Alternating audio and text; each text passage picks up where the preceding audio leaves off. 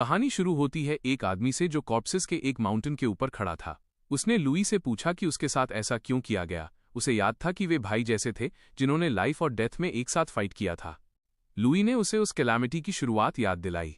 अजीब special rift से monsters निकले थे जिन्होंने हर जगह केओस फैला दिया था।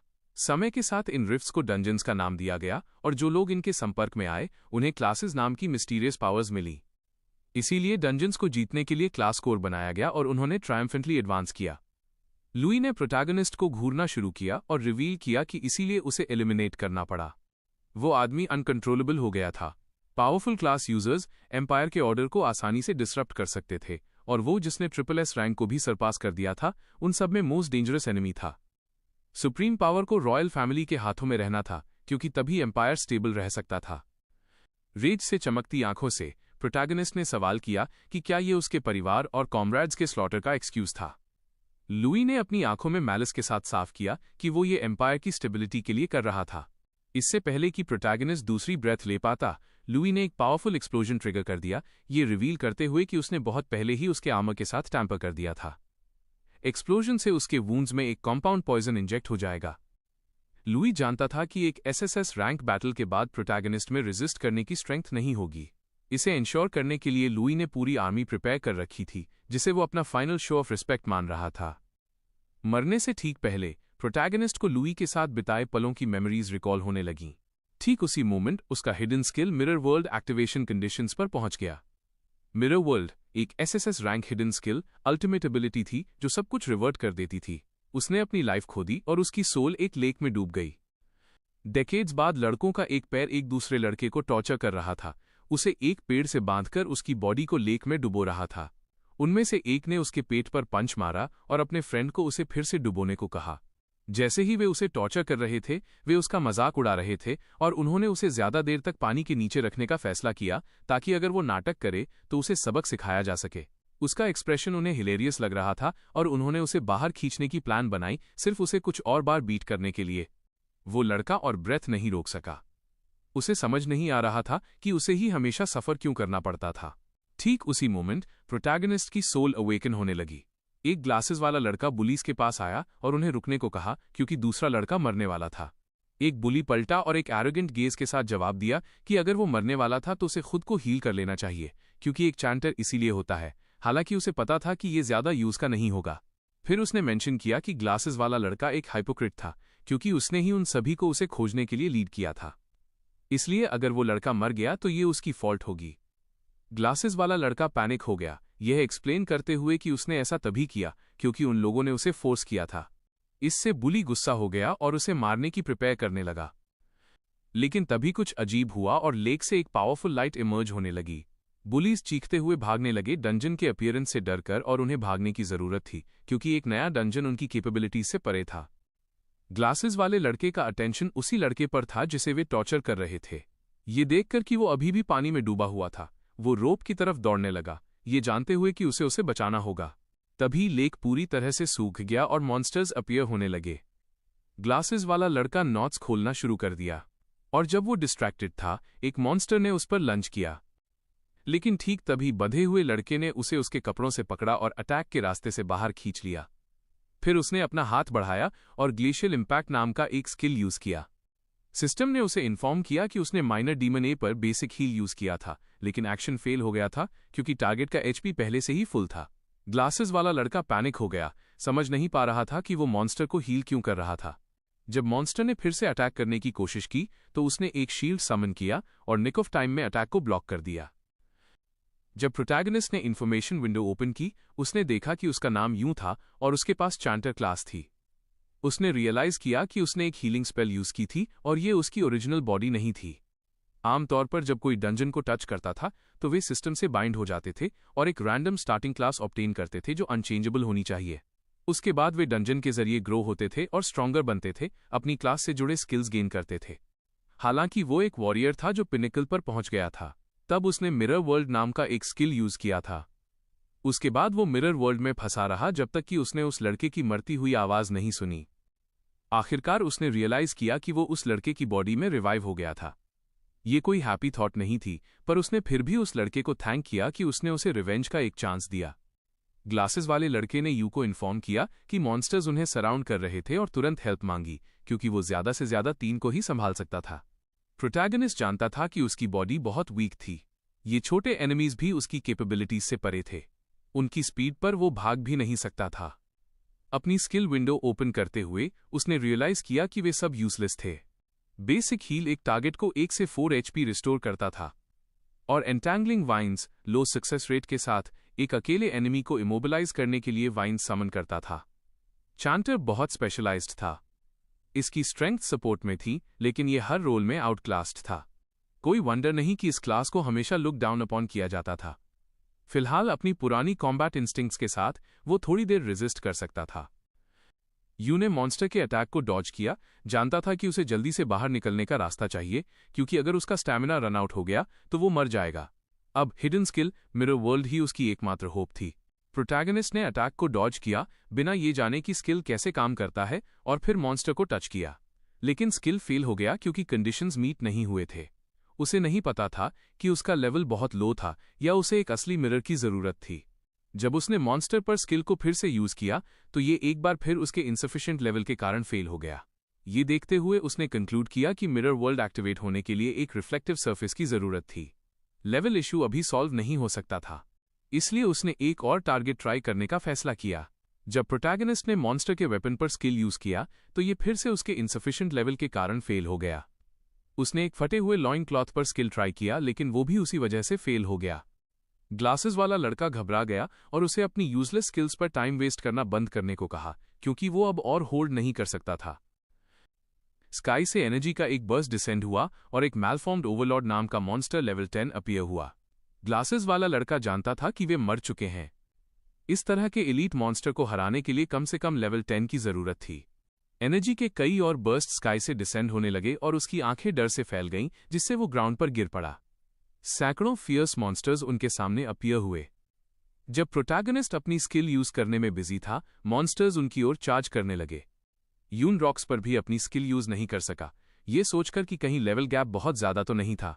फिर प्रोटैगनिस्ट ने शियोई के मेकशिफ्ट बैरियर पर अपनी स्किल यूज करने का फैसला किया, लेकिन सिस्टम ने उसे इन्फॉर्म किया कि ये फेल हो गया था, क्योंकि दूसरों की स्किल्स रिवर्स नहीं हो सकती थी। यह रियलाइज करते ही कि वो दूसरों की स्किल्स रिवर्स नहीं कर सकता था, उसके चेहरे पर एक स्माइल फैल गई, क्योंकि इसका मतलब था कि वो अपनी स्किल्स रिवर्स कर सकता था। जैसे ही प्रोटैगनिस्ट ने अपनी एबिलिटी पर स्किल यूज किया, ये रिवील हुआ कि मिरर वर्ल्ड ने उसकी एंटैंगलिंग वाइन स्किल को सक्सेसफुली रिवर्स कर दिया था। यू ने क्योटिक थॉर्न्स यूज किया, जिससे ग्राउंड से हजारों थॉर्न्स इरप्ट हो गए। जब मॉन्स्टर्स में से एक ने अटैक करने की कोशिश की तो एक और रेड ऑरा से घिरा मॉन्स्टर ने उसे स्ट्राइक किया, जिससे चियाओजी बच गया। वो थोड़ा कंफ्यूज्ड था, समझ नहीं पा रहा था कि क्या हो रहा था, लेकिन प्रोटैगनिस्ट ने रियलाइज किया कि स्किल का इफेक्ट कंप्लीटली इन्वर्टेड हो गया था। इमोबिलाइज के बजाय अब ये कंफ्यूजन इन्फ्लिक्ट करता था। एंटैंगलिंग वाइन स्किल आमतौर पर लो चांस के साथ एक अकेले एनिमी को एंटैंगल करता था।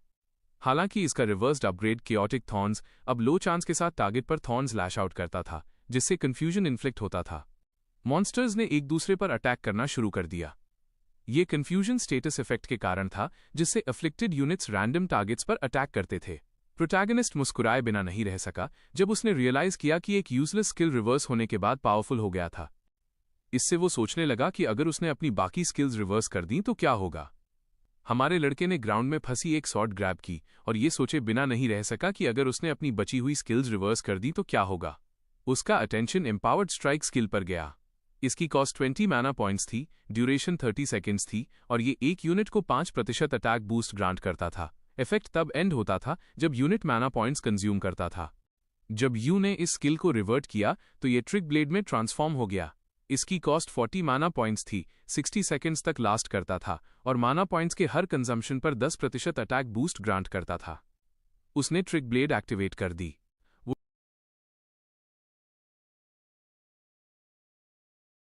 ट्रिक ब्लेड एक्टिव था, जिसकी ड्यूरेशन में 60 सेकेंड्स बचे थे।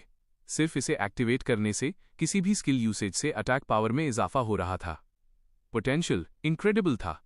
यूना लेवल अप हो गया, अब वो लेवल 6 पर पहुंच चुका था। उसने देखा कि कई मॉन्स्टर्स उनकी आपसी इनफाइटिंग से मर चुके थे और उसे रियलाइज हुआ कि ये मॉन्स्टर्स मरने पर अच्छा खासा एक्सपीरियंस देते थे। जब एक मॉन्स्टर ने सरप्राइज अटैक करने की कोशिश की तो हमारा बॉय समय पर रिएक्ट हुआ और अटैक ब्लॉक कर दिया।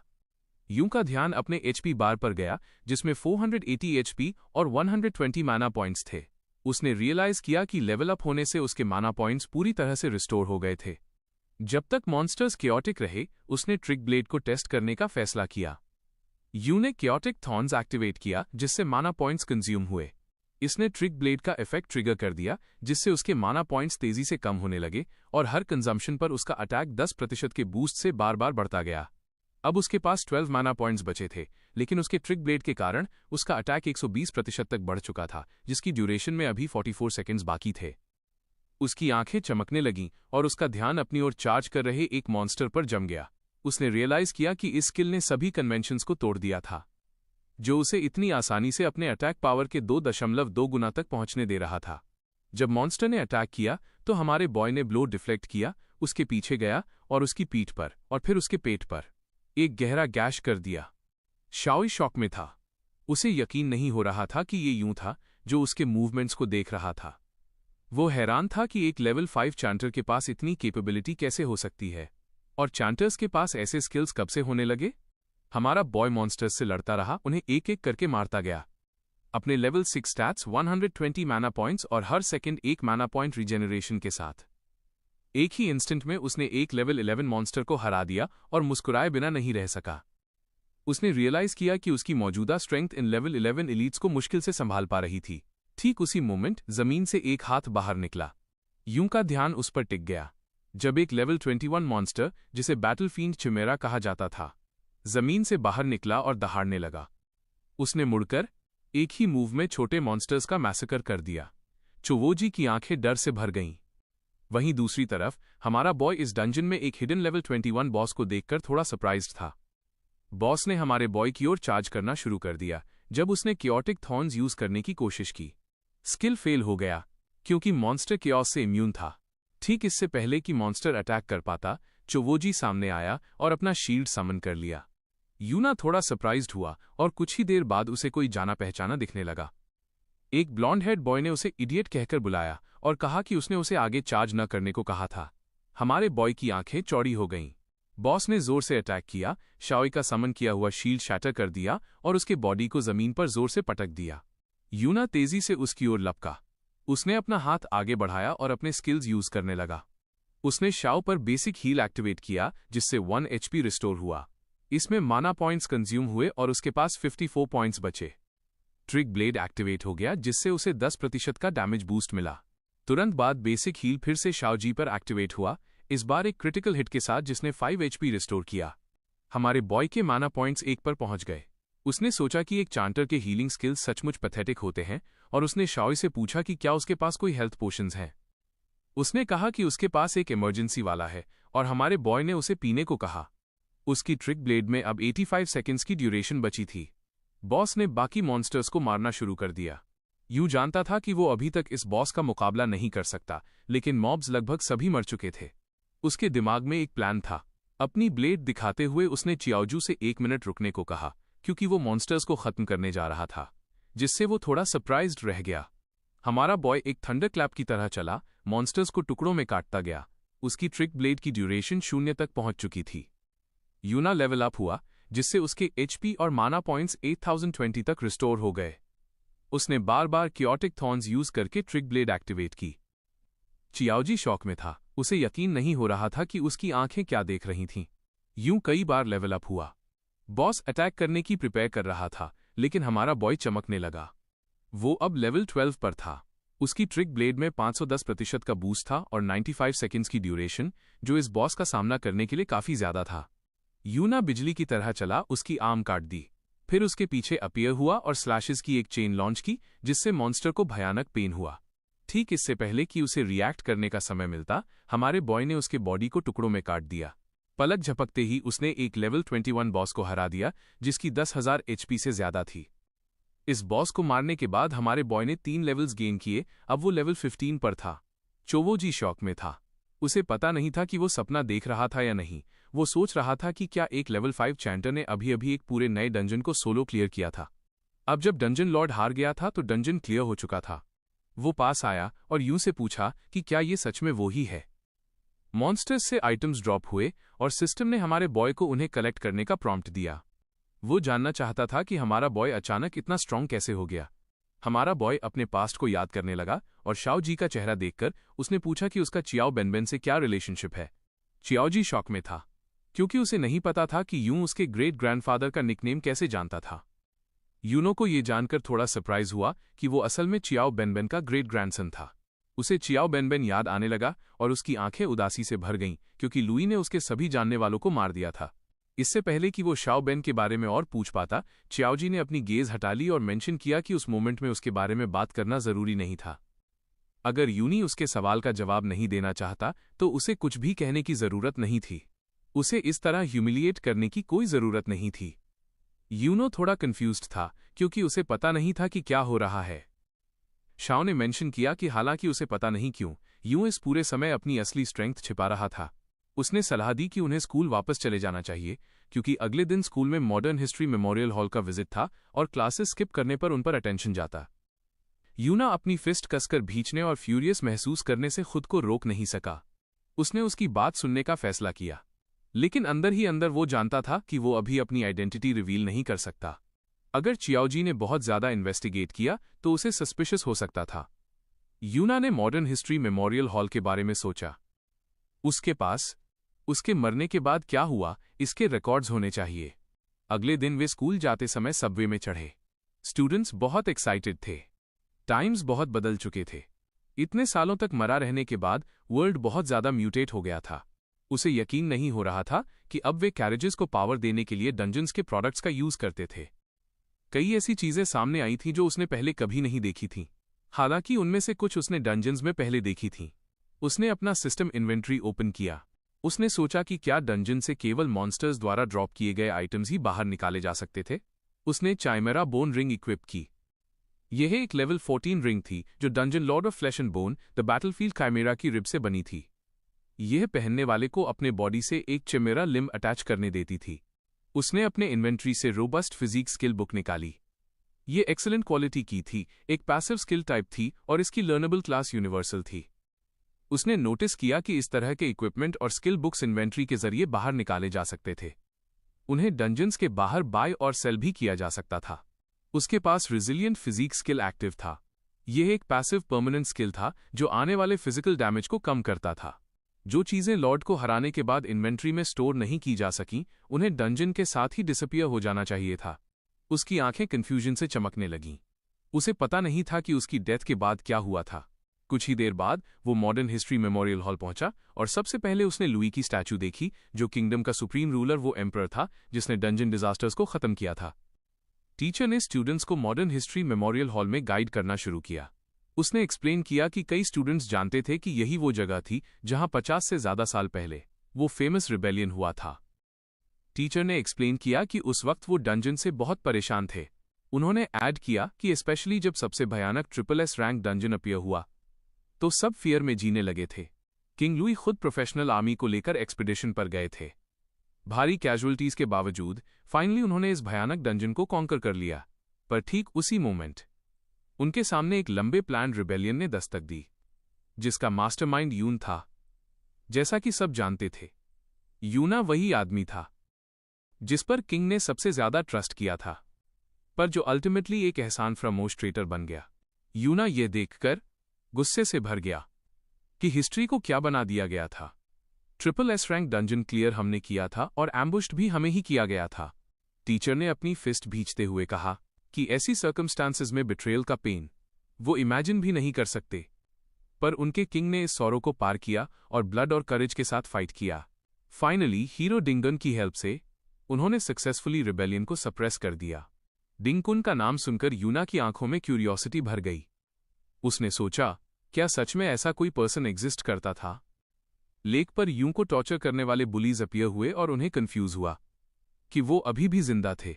उन्हें वंडर हुआ कि ये कैसे पॉसिबल था, क्योंकि यूं और शाओ जी को तो नए डंजन में ड्रैग कर लिया गया था। बुलीज में से एक ने मेंशन किया कि डंजन क्लियर हो चुका था। उसने सोचा कि इतनी जल्दी एक नया डंजन क्लियर होने का मतलब है कोई मास्टर आसपास रहा होगा। उसके अनुसार उन्हें उस मास्टर का मिलना इनक्रेडिबली लकी था और हमारे बॉय का अटेंशन उन पर टिक गया, यह रियलाइज करते हुए कि ये वही कमीने थे जिन्होंने उसकी बॉडी के ओनर को टॉर्चर किया था। सब दिंगशु के पास आने लगे। ये जानने के लिए कि वो क्या कह रहा था। सब टोटल डिसबिलीफ के साथ रिएक्ट हुए। उन्हें वंडर हुआ कि क्या उसने सच में एक नए डंजन का सामना किया था, और ज्यादा शॉकिंग बात, क्या वो उसके अंदर किसी डिजास्टर से सर्वाइव कर गया था। डिंगशू ने शाओ के शोल्डर पर अपना हाथ रखा और मेंशन किया कि वो क्वाइट लकी था जो जिंदा बच निकला। वो विस्पर करने लगा, ये रिवील करते हुए कि उन्होंने उस दिन लगभग उन्हें डंजन के अंदर खींच लिया था और डिमांड किया कि वो इस डेट को कैसे चुकाने का प्लान कर रहे हैं। चौवो पैनिक हो गया। उसने साफ किया कि ये डिंगशू की फॉल्ट थी। उसने उसे रिपोर्ट करने की थ्रेट दी, अक्यूज करते हुए कि उसने लगभग उसकी और यूं की डेथ करवा दी थी। डिंगशू ने चियाओ का सिर पकड़ा, क्वेश्चन किया कि उसके दिमाग में क्या चल रहा था और रियलाइज किया कि उसे सिचुएशन का जरा भी आइडिया नहीं था। डिंगशू ने डराकर चोजी को सामने स्टैचू की तरफ देखने को कहा और ऑब्जर्व करने को कहा कि उसके एंसेस्टर को हीरो ने कैसे रौंद डाला था। उसने रिवील किया कि वो ट्रेटर सेन था और शाओजी उसका डिसेंडेंट था। फाइनली उसने पूछा कि क्या उसे सच में लगता था कि कोई उसकी साइड लेगा। डिंगशू चिल्लाने लगा, कहा कि शाओ उसे इंसल्ट कर सकता है पर उसके एंसेस्टर को इंसल्ट नहीं कर सकता, जिससे बेचारा शाओ शॉक में रह गया। सब आसपास गैदर होने लगे। उन्हें पता था कि डिंगशू का ग्रैंडफादर हीरो डिंगुन था। यह सुनते ही हमारे बॉय की आंखें रेज से चमकने लगीं। स्टूडेंट्स ने रियलाइज किया कि उनके बगल वाला पर्सन शाओजी था, सिया का डिसेंडेंट। उनके लिए एक ट्रेटर के डिसेंडेंट का हीरो को इंसल्ट करना वर्ल्ड के उलट पलट जाने का साइन था। उन्हें याद आया कि उसके एंसेस्टर शिया ने कई लोगों को स्लॉटर किया था, और अगर हीरो ने इंटरवीन न किया होता तो कौन जानता है और कितने लोग मरते। डिंगशू फेन करने लगा, यह साफ करते हुए कि उसे बैक में उसके बारे में क्या कहा जाता है केयर नहीं था, पर वो उसे अपने एंसेस्टर को उसके सामने इंसल्ट नहीं करने दे सकता था। टीचर शाओ के पास आया, उसके शोल्डर पर हाथ रखा और उससे अपोलोजाइज करने को कहा। उसने कहा कि एक टीचर होने के नाते वो हमेशा फेयर रहा है और उसे याद दिलाया कि हीरो ने पास्ट में उसके फैमिली को फॉरगिव किया था। उसने कंक्लूड किया कि अगर उसे इसके लिए ग्रैटिट्यूड फील नहीं होता तब भी उसे उन्हें डिफेम करने का कोई राइट नहीं था। यह कहकर टीचर चला गया। डिंगशू ने अपने सिर पर हाथ रखा और रिवील किया कि अगर उसने उसे पब्लिक में बीट किया तो लोग उसे चीयर ही करेंगे। एक विशियस डॉग को बीट किए जाने पर कोई हेल्प नहीं करेगा, और वैसे भी चियाओ जी एक पर्टिकुलरली डिस्पाइज्ड डॉग था। उसने चियाओजा के बाल पकड़े और पूछा कि क्या उसे सच में लगता था कि वो एक हीरो का डिसेंडेंट गलत हो सकता है। उसने शियोर को हिट करने की प्रिपेयर की, पर ठीक उसी मोमेंट किसी ने उसके फेस पर किक मारा और वो जमीन पर गिर गया। शाओई की आंखें सरप्राइज से चौड़ी हो गईं। वो यूं था जिसकी आंखें रेज से चमक रही थीं। उसने क्वेश्चन किया कि क्या हीरो के फैमिली के पास अपने ब्रैट्स को डिसिप्लिन करने का टाइम नहीं था। स्टूडेंट्स रिकॉर्डिंग करने लगे। उन्हें वंडर हुआ कि क्या ये सच में यूं था। उन्होंने कमेंट किया कि वो एकदम अलग पर्सन लग रहा था और उन्हें यकीन नहीं हो रहा था कि उसने डिंगशू को स्ट्राइक करने की डरे की थी। उनके अनुसार वो क्रेजी था और कुछ को याद था कि वो सिर्फ लेवल 5 पर था, अपनी क्लास में सबसे वीकेस्ट। तो उन्हें वंडर हुआ कि डिंगशू को हिट करने की डरे करने के लिए उसे क्या हुआ था। उसके पेरेंट्स नहीं थे और वो हमेशा इतना ग्लूमी रहा था कि उसके कोई फ्रेंड्स नहीं थे, इसलिए उन्हें लगा कि उसने अपना दिमाग खो दिया था। डिंगशू ने अपना चीक पोंछा, यह साफ करते हुए कि यूं बस एक पंचिंग बैग था जिसे ग्रेटफुल होना चाहिए था कि डिंगशू उसके पीछे नहीं पड़ रहा था। उसे यकीन नहीं हो रहा था कि उसने तब भी उस पर अटैक करने की डरे की जब वो अटेंशन नहीं दे रहा था। वो और उसके फ्रेंड्स हमारे बॉय की तरफ चार्ज करने लगे। यू थंडर की तरह चला, उनके अटैक्स को डॉज करते हुए और उनके रिएक्ट करने से पहले ही उन्हें स्ट्राइक किया। डिंगशू जमीन पर घुटनों के बल गिर गया और ब्लड थूकने लगा। स्टूडेंट्स आपस में मर्मर करने लगे। डिंगशू शॉक में था। उसे यकीन नहीं हो रहा था कि यूं इतना फास्ट कैसे था। स्टूडेंट्स थोड़े कंफ्यूज्ड थे, उन्हें पता नहीं था कि क्या हुआ था। उन्होंने क्वेश्चन किया कि उसे इतनी आसानी से फिर से कैसे गिरा दिया गया और क्या डिंगशू सच में एक वीकलिंग था। डिंगशू रेज में एक्सप्लोड हो गया। उसे यकीन नहीं हो रहा था कि एक ट्रैश टियर लेवल 5 सपोर्ट अचानक उससे स्ट्रॉन्गर कैसे हो सकता था। तुरंत उसने स्किल हेल यूज किया जिसने उसकी अटैक पावर को 25% बढ़ा दिया। उसने फायरफॉर्ज्ड हैमर इक्विप किया जिससे उसे अटैक पावर के 314 पॉइंट्स मिले। उसने सोचा कि यूं बस लकी हो गया था और एक और सेकंड वेस्ट किए बिना वो उस पर लंज कर गया। हमारा बॉय क्विकली मूव हुआ और ओपनिंग का फायदा उठाते हुए उसने उसके जॉ पर पंच मारा। वो skill blade of trickery use कर रहा था, जिसने उसकी अटैक पावर को 80% बढ़ा दिया था। डिंगशू शॉक में था। हमारे बॉय ने उसे किक मारा, जिससे वो जमीन पर जोर से क्रैश हो गया। गार्ड आया और यूं को डिंगशू पर स्टेप करते देखकर उसने पूछा कि क्या कोई हीलर था। स्टूडेंट्स शॉक में थे, यह देखकर कि यूं कितना फास्ट था। उन्हें याद था कि वो सिर्फ लेवल 5 पर था। यहां तक कि ब्लॉन्ड गर्ल और उसकी फ्रेंड भी शॉक में थीं। गार्ड ने साफ किया कि हॉल के अंदर फाइट करना फॉरबिडन था, क्योंकि किसी चीज को डैमेज होने का रिस्क था। और फिर टीचर से पूछा कि वो अपने स्टूडेंट्स को कंट्रोल क्यों नहीं कर सका। टीचर यून की तरफ चलने लगा। उसने न सिर्फ एक हीरो को इंसल्ट किया था, बल्कि अब उसके डिसेंडेंट पर असॉल्ट करने की डरे भी की थी। उसके अनुसार यून शेमलेस था। टीचर ने अपनी सॉर्ड अनशात की और यूना का अटेंशन उस पर टिक गया। हमारे बॉय ने रिंग यूज की और जब टीचर ने अटैक करने की कोशिश की तो उसकी सॉर्ड पीसेज में शैटर हो गई। सबको शॉक में छोड़ते हुए यूनो ने मेंशन किया कि उन्हें शेमलेस कौन है, इसकी डिस्कशन को एक मोमेंट के लिए सेट असाइड कर देना चाहिए। उसने टीचर को पॉइंट आउट किया कि हालांकि वो फेयर होने का क्लेम करता था, पर लगता था उसने सिर्फ डिंगशूस की साइड की स्टोरी सुनी थी। और उसने सीधे क्वेश्चन किया, पूछा कि क्या वो उसके फैमिली के साथ करी फेवर करने की कोशिश कर रहा था। टीचर ने उसे नॉनसेंस बात करना बंद करने को कहा और फिर उसकी गेज हमारे बॉय की रिंग पर टिक गई। उसने वंडर किया कि ये किस तरह का इक्विपमेंट था, क्योंकि हालांकि उसने अपनी पूरी स्ट्रेंथ यूज नहीं की थी, पर इसने उसके अटैक को ब्लॉक कर दिया था। जैसे ही उसके बॉडी से एक पावरफुल ऑरा एमिनेट हुई, यू ने क्लैरिफाई किया कि ये बस एक कैजुअल कमेंट था और ऐड किया कि उसे यकीन नहीं था कि टीचर उस तरह का पर्सन था। स्टूडेंट्स शॉक में थे। उन्हें यकीन नहीं हो रहा था कि यून टीचर के अटैक को भी ब्लॉक कर पाया था।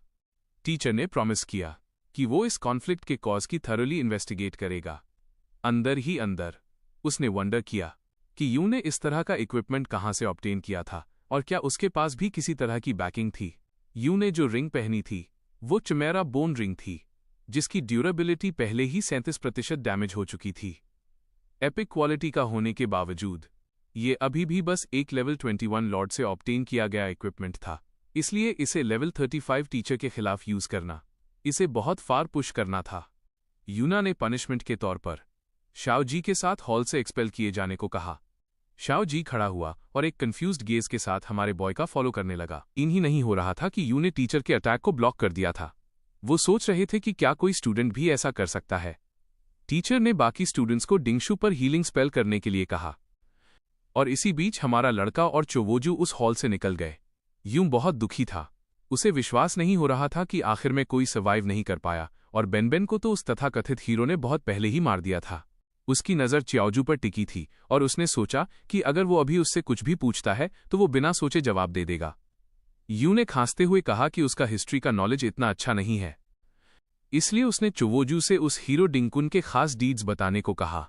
चाओ घबरा गया। उसने कहा कि उसे ठीक से याद तो नहीं, पर शायद हीरो डिंकुन ने महान विलन यून की कंस्पिरेसी के बारे में पहले से ही पता लगा लिया था। उसने बताया कि डिंकुन ने ट्रिप एस रैंक डंजन के पास सपोर्ट देने के लिए एक एम्बुश तैयार किया था और इसी तरह पूरे रिबेलियन क्राइसिस को खत्म किया गया था। यूं को कुछ हैरानी हुई। उसे अपना पास्ट लाइफ और कैसे उन पर एम्बुश किया गया था वो सब याद आने लगा। चियाओजू ने बताया कि हीरो डिंकुन तो बचपन से ही डंजन क्राइसिस को हल करना चाहता था और हमेशा उसके लिए हार्ड ट्रेन करता था। किंग से प्रमोट होने के बाद उसने सालों तक पूरे कंट्री में फाइट किया और कई जगहों को क्राइसिस से बचाया, जैसे कि विंटरफेल सिटी का बहुत फेमस ग्रेट कैटेक्लिज्म। यूं जमीन की तरफ देखने लगा और सोचने लगा। उसके मन में लाशों के पहाड़ पर खड़े पास्ट सेल्फ की इमेज आ गई। एक उदास एक्सप्रेशन के साथ यूं ने हीरो के स्टैचू में लगी सॉर्ड के बारे में पूछा। चियाओजी ने बताया कि वो फ्लोइंग क्लाउड सॉर्ड थी और स्टोरी के हिसाब से हीरो ने उसी सॉर्ड का इस्तेमाल ट्रेटर यून को एग्जीक्यूट करने के लिए किया था। ये एक top tier piece of equipment था। यूं की आंखों में रेज झलकने लगा। उन्होंने न सिर्फ उसकी ग्लोरी और अचीवमेंट्स चुरा लिए थे बल्कि उसकी सॉर्ड भी ले ली थी। तब उसने तय किया कि वो सबसे पहले डिंकुन को मारेगा। डिंग फैमिली कॉम्पाउंड के बाहर कई हाई लेवल वॉरियर्स पेट्रोल कर रहे थे। अचानक उनमें से एक की आंखें चमकने लगीं। उसका ध्यान किसी चीज ने खींचा था। पास ही उसने यूं और शाओ को एक एली में फिसलते हुए देखा। उसने ज्यादा ध्यान नहीं दिया, सोचा कि वो बस वहां से गुजर रहे होंगे। उस आदमी को इतना अलर्ट देखकर यूं सोचने लगा कि क्या वो स्काउट स्किल वाला वॉन्डरर है। शाओई ने यूं को वहां से चले जाने का सजेस्ट किया। उसने तर्क दिया कि गार्ड्स बहुत ज्यादा हैं और अगर वो अंदर घुस भी गए तो डिंगशू के वापस आते ही उनका काम खत्म हो जाएगा। हालांकि यूं सीधा जाकर उस हीरो डिंगकुन को मारना चाहता था, पर वो जानता था कि ये पॉसिबल नहीं है। शाओ जी के अनुसार डिंगकुन अपना सारा समय एक हाई लेवल डंजन में बिताता था। उसके पास्ट लाइफ के विपरीत अब डंजन्स में कोई भी फ्रीली एंटर और एग्जिट नहीं कर सकता था। अब हाई लेवल डंजन्स की मिलिट्री द्वारा गार्ड की जाती थी और अंदर जाने के लिए एक स्पेशल पास की जरूरत होती थी। हालांकि यूं को यकीन था कि डिंगन के परिवार के घर में ऐसा पास जरूर होगा। हमारे लड़के ने पूछा कि क्या उनके परिवार के लिए इतने सारे गार्ड्स रखना जरूरी था, जब वे डिंगन से उतरे दर्जनों ब्रांचेस में से सिर्फ एक ही थे। शाओई ने खुलासा किया कि आखिरकार वे एक हीरो के वंशज थे और उनकी प्रॉपर्टी के अंदर एक डंजन भी था। अपने घर में एक डंजन होने की बात सुनकर हमारे लड़के की आंखें हैरानी से फैल गईं। शाओजाई ने बताया कि लो लेवल डंजन्स तो बहुत पहले से ही प्राइवेटली खरीदे और बेचे जाते थे, लेकिन ये कुछ ऐसा नहीं था जिसके बारे में पावर और इन्फ्लुएंस के बिना लोग सोच भी सकें। डिंगशू के साथ हर समय गार्ड्स होते थे, इसलिए वो जब चाहे मॉन्स्टर्स फार्म करके लेवल अप कर सकता था। इसके विपरीत उनके जैसे आम स्टूडेंट्स सिर्फ स्कूल के डंजन प्रैक्टिकल्स के दौरान ही ऐसा कर पाते थे, जहां उन्हें मॉन्स्टर्स के लिए लड़ना तक पड़ता था। यूं को एहसास हुआ कि ये एरा बहुत बदल गया है, और उसने सवाल किया कि क्या इसका मतलब ये नहीं था कि जो जितना रिचर और मोर पावरफुल होगा उसका लेवल उतना ही हाई होगा। शाओई ने सिर हिलाया। उसने बताया कि एक आम आदमी आमतौर पर लेवल 15 और 20 के बीच स्कूल से ग्रेजुएट होता है, और उसके बाद कई लोगों को डंजन्स तक पहुंच नहीं मिलती, इसलिए वे उसी लेवल पर अटके रहते हैं। अगर किसी को डंजन से जुड़ी कोई जॉब मिल जाती है, जैसे कि किसी नेशनल डंजन में माइनर या रेंजर की, तो वे मिडिल एज तक लेवल 30 के करीब पहुंच सकते हैं। इसके विपरीत डिंगशू के घर के गार्ड्स जैसे लोग अपने परिवार के डंजन का फायदा उठा सकते थे, जिससे वे लगभग लेवल 30 के हो जाते थे। हायर लेवल तक पहुंचने के लिए किसी को आमतौर पर आर्मी द्वारा रिक्रूट होना पड़ता था, या स्कूल असेसमेंट्स के माध्यम से किसी ऑफिशियल ऑर्गेनाइजेशन जैसे कि गिल्ड या मिलिट्री एकेडमी में प्रवेश करना पड़ता था। तभी हायर लेवल डंजन्स तक पहुंचा जा सकता था और हायर लेवल्स हासिल किए जा सकते थे। हमारा लड़का जानता था कि अगर उसे स्ट्रॉन्गर बनना है तो वो पास एसेंशियल था। चोवो ने उन्हें बस चले जाने का सजेस्ट किया, यह तर्क देते हुए कि लेवल गैप बहुत बड़ा था और वो कितना भी स्किल्ड क्यों ना हो, उन गार्ड्स का मुकाबला नहीं कर पाएगा। यूं को पता था कि उसकी मौजूदा स्ट्रेंथ उस हीरो को मारना तो दूर, सुप्रीम किंग लुई को मारने के लिए भी काफी नहीं थी, जो लेयर्स ऑफ प्रोटेक्शन के नीचे था। हालांकि वो जानता था कि लेवल 30 के आसपास जो स्काउटिंग स्किल सीखी जा सकती थीं, वे आमतौर पर ईगल आई, एनहांस्ड हियरिंग या क्रैट स्पिरिट समनिंग जैसी स्मॉल एरिया स्किल्स थीं।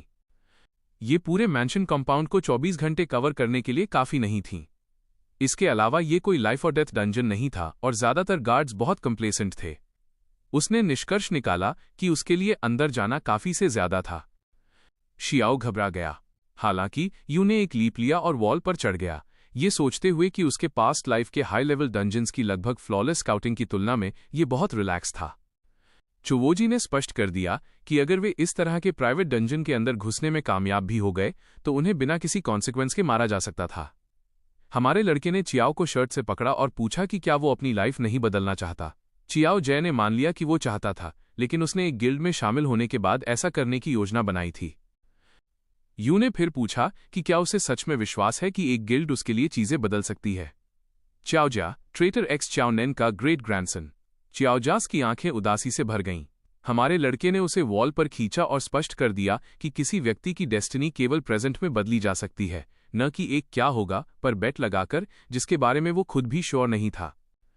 यूं अपने सामने के डंजन को ऐसे ही नहीं छोड़ने वाला था। उसने तय किया कि वो चियाओ को खुद तय करने देगा कि क्या वो उसका पीछा करना चाहता है। चियाओ को पसीना आने लगा और हमारा लड़का सोचने लगा, वंडर कर रहा था कि क्या डिसेंडेंट भी वही चॉइस करेगा जो उसके एंसेस्टर ने की थी। शाओ खड़ा हो गया क्योंकि वो उसे मरने के लिए यूं ही नहीं छोड़ सकता था। यूं ने उससे साउंड न करने को कहा, ये समझाते हुए कि इस एरिया में समनिंग टाइप स्काउटिंग स्किल के कोई ट्रेसेस नहीं थे, इसलिए जब तक वे अपनी आवाज धीमी रखेंगे, उनकी लाइन ऑफ साइट से बचेंगे और सही मोमेंट को पकड़ेंगे, वे आसानी से अंदर जा सकते थे। यूना ने चियाओ जी को पकड़ा और अपनी प्लान का पालन करते हुए वे डिंग फैमिली कॉम्पाउंड में घुसने में कामयाब रहे। चियाओ जी का ध्यान एक डंजन पर टिका था जो अंडरग्राउंड खुल रहा था। वे डंजन में घुसे और 2 मॉन्स्टर्स देखे, एक लेवल 6 और दूसरा लेवल 8।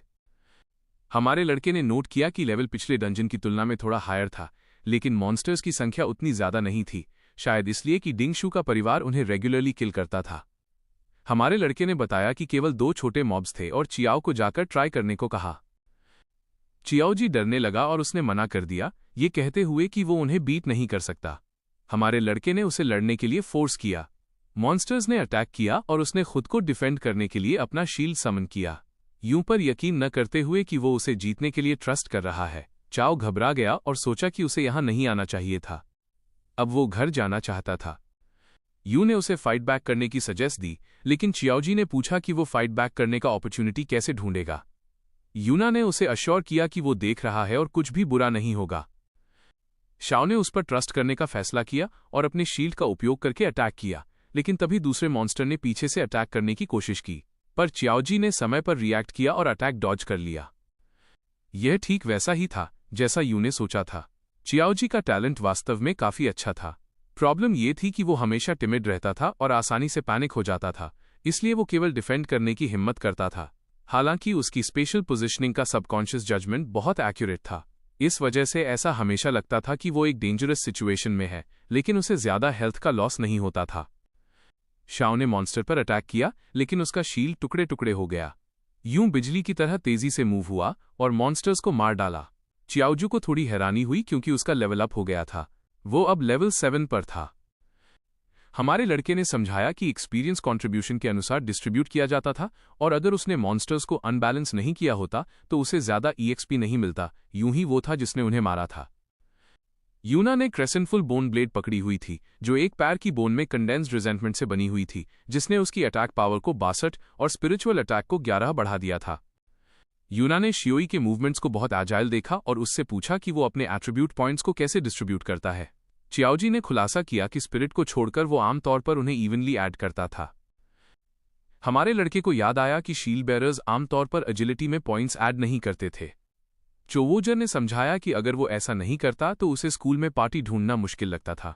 उसने स्पष्ट किया कि कोई भी स्लो शील्ड बेरर का इंतजार नहीं करना चाहता था, क्योंकि जब तक वो पहुंचता तब तक बाकी लोग सारे मॉन्स्टर्स ले चुके होते थे।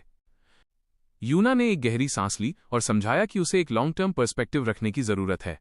उसने स्पष्ट किया कि लेवल 60 के बाद एडवांस्ड क्लास प्रमोशंस की एट्रीब्यूट रिक्वायरमेंट्स होती थीं।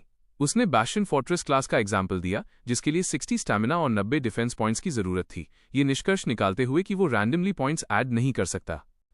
चोवो ने उल्लेख किया कि एक आम आदमी अपने लाइफ में सबसे ज्यादा लेवल 40 तक ही पहुंच पाएगा और वंडर किया कि वो लेवल 60 के बारे में कैसे सोच सकता था, क्योंकि वो तो S रैंक था।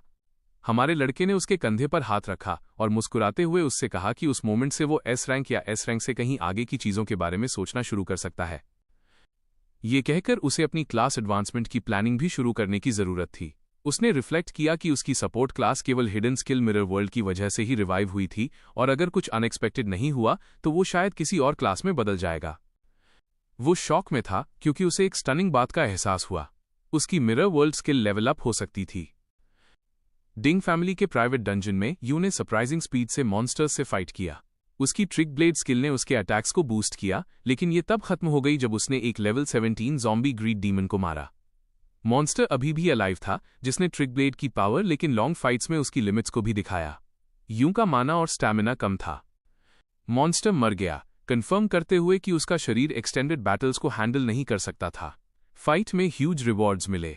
यूं को 2 लेवल्स मिले, लेवल 17 पर पहुंच गया और उसका हेल्थ, माना और एट्रीब्यूट पॉइंट्स रैपिडली इंक्रीज हुए।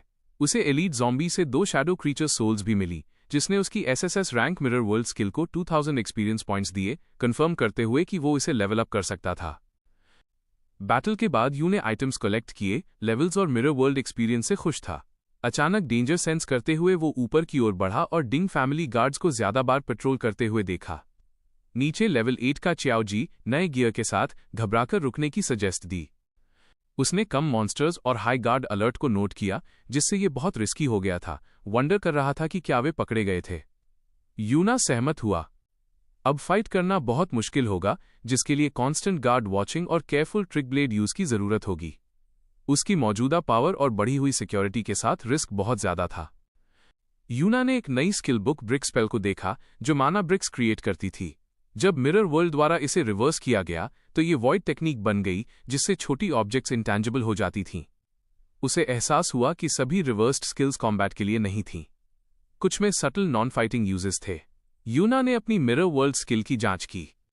इसे लेवल अप करने के लिए 30% ज्यादा एक्सपीरियंस की जरूरत थी।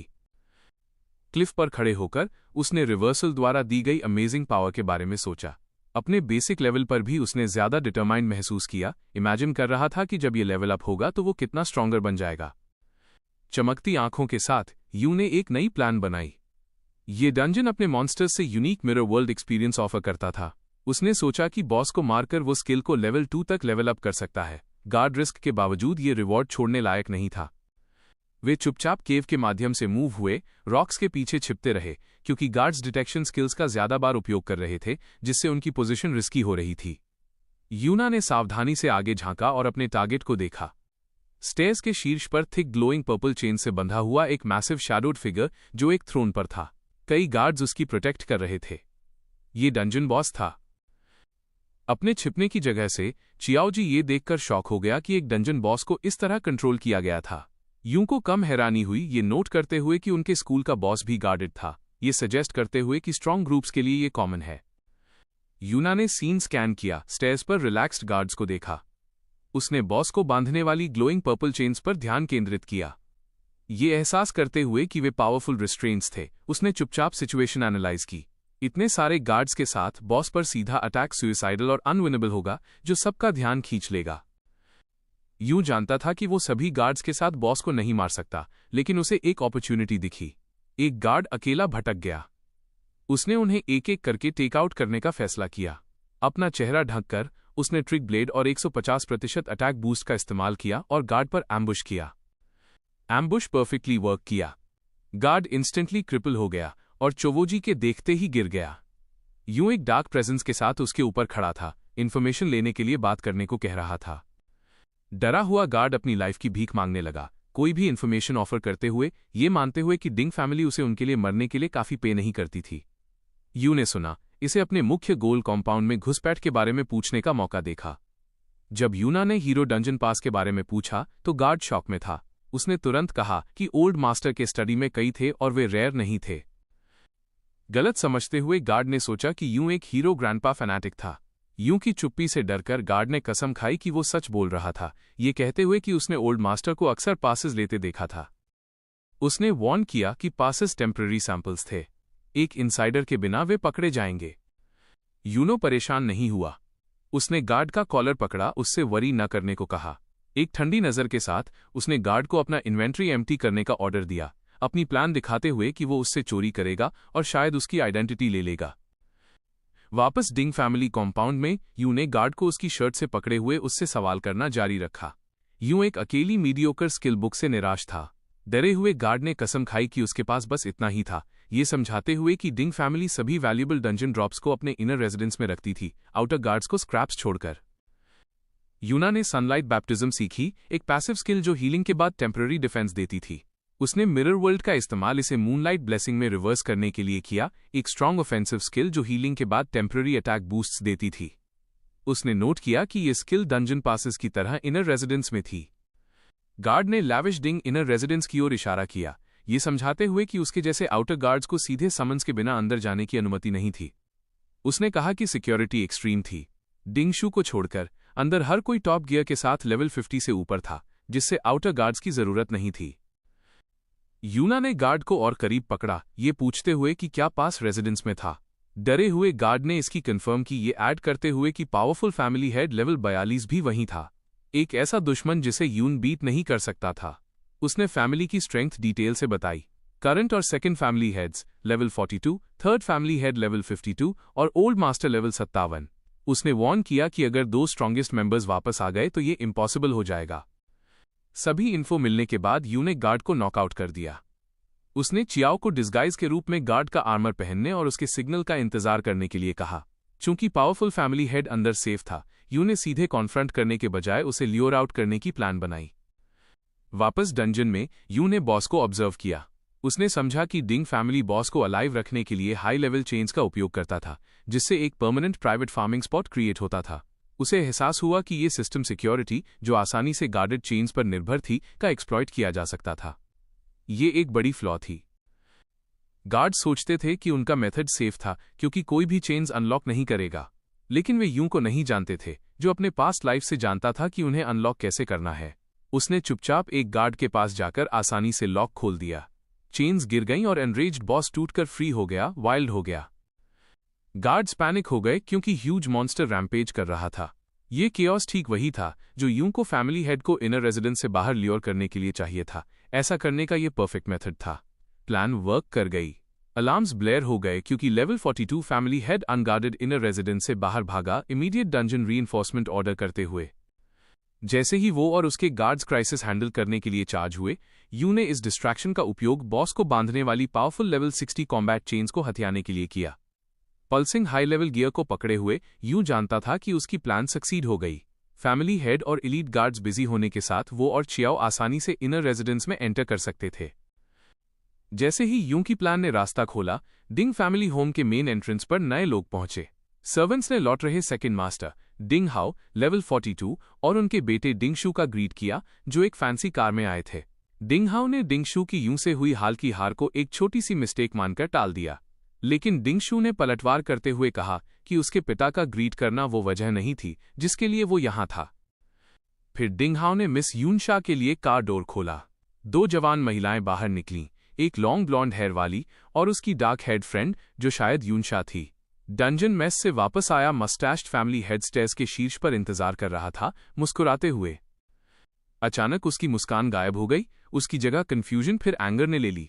उसने एक झुकते हुए सर्वेंट को जोर से किक मारकर रास्ते से हटा दिया, उसे ब्लॉक न करने को कहा। जब सर्वेंट जमीन पर पड़ा था, एंग्री फैमिली हेड तेजी से डिंग हाओ, डिंग शू और उनकी 2 महिला मेहमानों की ओर बढ़ा, जो साफ तौर पर नाराज था। जंगलों से शाओजीर एक गार्ड के भेष में घर पर सीन देख रहा था। यूं अचानक उसके पीछे दिखाई दिया, जिससे लड़का सरप्राइज हो गया। शाओजी ने कहा कि वो वरीड था, ये नोट करते हुए कि डिंग फैमिली के वापस आने के साथ घर में स्नीक करने का ये सही समय नहीं था। यू ने शांति से पूछा कि वो वरीड क्यों लग रहा था, और एक सरप्राइज च्याओजी ने पूछा कि वो इतनी जल्दी वहां कैसे पहुंचा। यूना ने समझाया कि जिस क्रीचर को उसने आजाद किया था वो एक डंजन लॉर्ड था। लेवल 31 को भी जिंदा पकड़ना मुश्किल था, जिसका मतलब था कि ये डिंग फैमिली के मुख्य फाइटर्स को लंबे समय तक बिजी रखेगा। उसने कहा कि वे जल्द ही बॉस को डिफीट नहीं कर पाएंगे, जिससे ये उनके लिए परफेक्ट चांस बन गया था। ये तय होने के बाद उसने चियाओ जी से पूछा कि उसने क्या देखा था। चियाओ ने उदासी से घर की ओर देखा। उसने कहा कि जिस सर्वेंट को फैमिली हेड ने किक मारी थी वो उसका सबसे छोटा अंकल शाओली था, एक लेवल 17 आदमी। यू ने सुना जैसे चियाओ ने उनके शेड पास्ट के एक डार्क पार्ट के बारे में बताया। उसने कहा कि जब ओल्ड यून रेबल हुआ था, उसके परिवार को पहले ही मार दिया गया था। शाओजी ने ऐड किया कि एक तरह से इसने उन्हें ट्रेटर्स के बच्चों के लिए आने वाले सालों की शेम और पेन से बचा लिया, जैसे कि उसके अपने परिवार के लिए हुआ था। यूं के पुराने दोस्त के परिवार को उनके पास्ट के बारे में झूठ की वजह से जो पेन झेलना पड़ा था, उसे सुनकर यूं के चेहरे पर ग्रिम सैडनेस और स्ट्रांग विल दिखाई दी। जैसे ही वे पेड़ों से देख रहे थे, चौवो ने अपने परिवार की दुखद स्टोरी जारी रखी। उसने समझाया कि ट्रेटर्स कहे जाने के बाद चाओ फैमिली को एम्पायर से लगातार मीननेस का सामना करना पड़ा। उनके घर तबाह हो गए और उनकी लीव्स रूइन हो गईं। ये तब और खराब हो गया जब तथाकथित हीरो डिंग उनके सीक्रेट ऑर्डर्स के तहत सर्वाइविंग चियाओ मेंबर्स को लगातार सताया और हर्ट किया गया। सर्वाइव करने के लिए कोई और चॉइस न होने पर बीटन और ब्रोकन चियाओ फैमिली मेंबर्स को उन्हीं लोगों के लिए काम करने के लिए मजबूर किया गया जिन्होंने उन्हें बर्बाद करने में मदद की थी, डिंग फैमिली। अब वे एक गरीब लाइफ जीते हैं, हमेशा अपने मास्टर के चेहरों को देखते हैं, स्क्रैप्स के लिए झुकते और चापलूसी करते हैं। चुओजी ने शेम के साथ स्वीकार किया कि उन्हें कभी कभी ट्रेटर के बच्चों को माफ करने के लिए डिंग फैमिली की पावर और काइंडनेस के प्रूफ के रूप में दिखाया जाता है। उसने कहा कि उसके पिता की जनरेशन ने फाइट बैक करने और अपनी फेट बदलने की कोशिश की थी। उन दोनों ने इस अनफेयरनेस के खिलाफ आवाज उठाई थी, पर उनकी कोशिश का अंत बहुत बुरा हुआ। स्ट्रेस से टूटकर उसके पिता पागल हो गए, जबकि उसके चाचा सोली पूरी तरह ओबीडियंट बन गए, जैसे वो डिंग परिवार के कुत्ते से ज्यादा कुछ नहीं थे। इस होपलेस हिस्ट्री के भारी बोझ से शाओ ज्यू अपने ही फैसले पर डाउट करने लगा। उसे लगा कि क्या यूं के पीछे इतने डेंजरस जगह पर जाना सही है। उसका डाउट तब टूटा जब यूं उसकी तरफ मुड़ा और फर्मली कहा कि उसे इनर रेजिडेंस के अंदर जाना ही होगा। चोवो घबराकर उसे रोकने की कोशिश करने लगा, क्विकली याद दिलाया कि डिंगशू के पिता, जो खुद एक फुली इक्विप्ड लेवल 42 फाइटर हैं, वो अंदर ही मौजूद हैं। उसने यूं को वार्न किया कि अगर वो पकड़ा गया तो श्योरली मारा जाएगा, पर यूं इस डेंजर से डरा नहीं। उसने अपना बिलीफ समझाया कि इस जमाने में जहां पावरफुल लोग पावर और डंजन्स के इस्तेमाल को कंट्रोल करते हैं, वहां चांस लिए बिना कोई अपनी जिंदगी नहीं बदल सकता। उसने शाओ की तरफ देखकर जोड़ा कि अगर कोई वरी और वेट ज्यादा करे तो कुछ चीजें कभी पूरी नहीं होंगी। आखिर में यू ने उसे एक क्लियर चॉइस दिया। उसने शाओ से कहा कि वो उसकी फेट बदलने में हेल्प कर सकता है, पर शाओ को पहले एक्ट करने का फैसला खुद करना होगा। यू ने अपने प्लान्स क्लियर कर दिए, वो फाइट बैक करेगा, पर शाओ जी को अपने पीछे आने के लिए फोर्स नहीं करेगा। यू की स्ट्रांग विल के बावजूद शाओ अभी भी बहुत डरा हुआ और डाउटफुल था। उसने आर्ग्यू किया कि डिंग फैमिली एक ह्यूज पावर है जो इस दुनिया पर रूल करती है, और आस्किंग कि वे दोनों इतनी बड़ी फोर्स से कैसे लड़ सकते हैं। यूं उससे दूर मुड़ा, दूर इनर रेजिडेंस की तरफ देखने लगा। जैसे ही वो आगे बढ़ने लगा, उसने स्टंट शाओ जी से कहा कि उसका गोल सिर्फ एक परिवार को नीचे गिराने से कहीं ज्यादा बड़ा है। उसने कहा कि जिस असली एनिमी से वो लड़ने की योजना बना रहा है वो एंटायर एम्पायर है। इस बीच शांत इनर रेजिडेंस के अंदर डिंगहाओ एक काउच पर रिलैक्स कर रहा था, जिसकी सेवा एक मेड कर रही थी। उसने सोचा कि डंजन लॉर्ड अपनी स्ट्रॉन्ग चेन से ब्रेक फ्री कैसे हो गया। डिंगशु के साथ आई ब्लॉन्ड गर्ल ने उसे देखकर पोलाइटली अपने चाचा से पूछा कि क्या ये सही समय नहीं है, और इमरजेंसी की वजह से किसी और दिन आने को कहा। डिंगहाओ ने क्विकली उसकी वरीज को टाल दिया, कहा कि उसका बड़ा भाई जो फैमिली हेड है वो सब हैंडल कर लेगा। उसने उसे प्रॉमिस किया कि एक सिंपल डंजन प्रॉब्लम उसके आने से कहीं कम इंपॉर्टेंट है। वो स्माइलिंग रहा और एक्सप्लेन किया कि जब उनके पावरफुल फादर, ओल्ड मास्टर और उनके तीसरे भाई ने सुना कि वो आ रही है तो वे उससे मिलने के लिए पहले ही घर की तरफ निकल चुके थे। उसने ये भी कहा कि वे हीरो ग्रैंडपा से भी कांटेक्ट कर चुके हैं, जो उससे मिलने के लिए बहुत एक्साइटेड हैं, जिससे ये क्लियर हो गया कि सिचुएशन को हैंडल करना बहुत ईजी होगा। बालकनी पर एक हिडन स्पॉट से यू ने सब कुछ सुना। हीरो ग्रैंडपा का नाम सुनकर उसका ध्यान शार्पेंड हो गया। वो जानता था कि उनका मतलब तथाकथित हीरो डिंगकुन से है।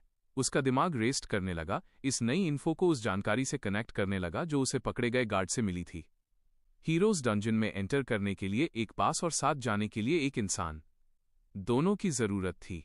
उसने गेस्ट्स को देखा, यूनशा को कितनी रिस्पेक्टफुली ट्रीट किया जा रहा था, और रियलाइज किया कि उसका स्टेटस बहुत हाई होना चाहिए।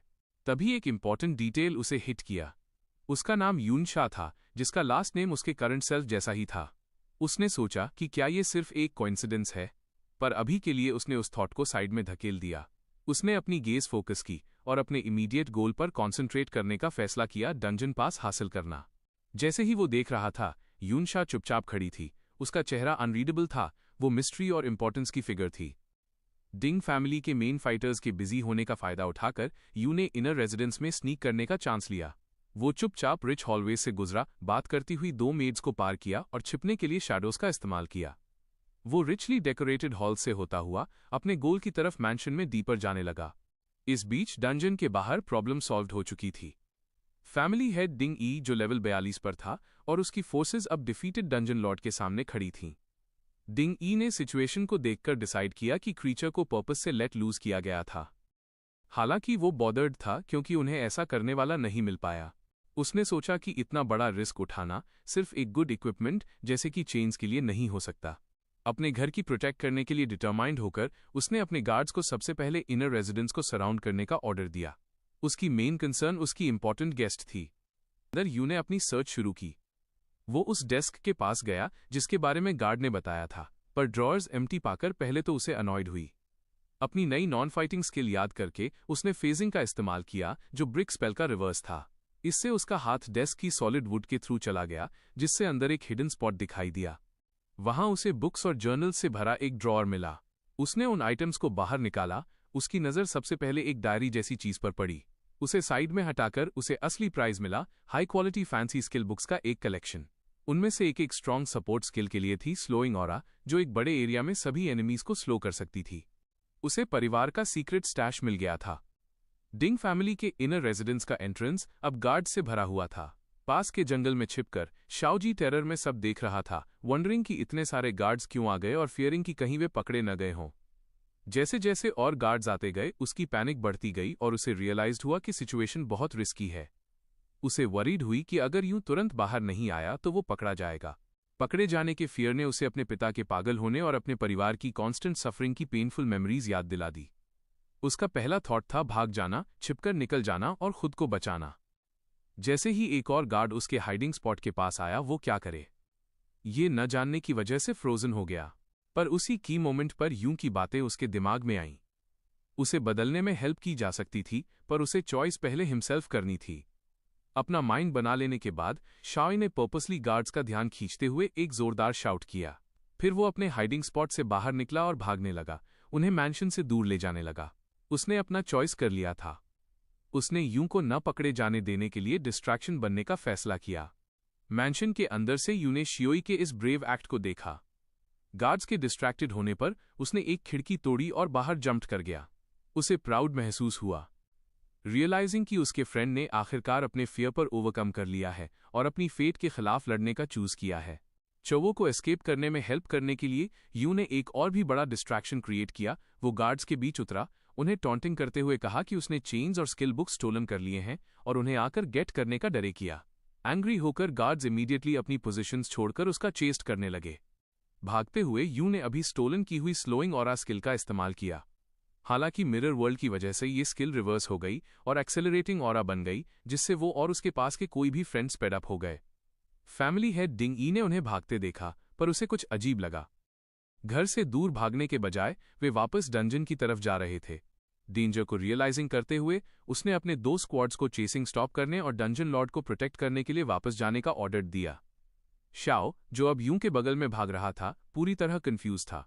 उसने पूछा कि यून रॉन्ग डायरेक्शन में डेंजर की तरफ वापस क्यों ले जा रहा है। यू ने अपना बड़ा प्लान एक्सप्लेन किया। वो जानता था कि इतने सारे गार्ड्स के उनके पीछे आने से बचे हुए फोर्सेस ने वाइल्ड डंजन लॉर्ड को पहले ही डिफीटेड कर दिया होगा। उस पावरफुल बॉस को कंट्रोल करने के लिए उन्हें एक जबरदस्त फाइट करनी पड़ी होगी। इसका मतलब था कि लॉर्ड का एचपी अब सबसे लोएस्ट पॉइंट पर होगा, जिससे वो वीक हो गया होगा। यू ने अपनी अल्टीमेट स्किल मिरर वर्ल्ड का स्टेटस चेक किया, सीन कि वो स्ट्रॉन्गर होने के कितना करीब है। उसकी आंखें पर्पल ग्लोइंग कर रही थीं और वो जानता था कि उसे क्या करना है। अब उस वीकेंड डंजन लॉर्ड को किलिंग करने से उसे अपनी सबसे पावरफुल एबिलिटी को स्ट्रॉन्गर बनाने के लिए फाइनल पुश मिल जाएगा। डिंग फैमिली के लाविश सिटिंग रूम में एक टेंस क्वाइट छा गया।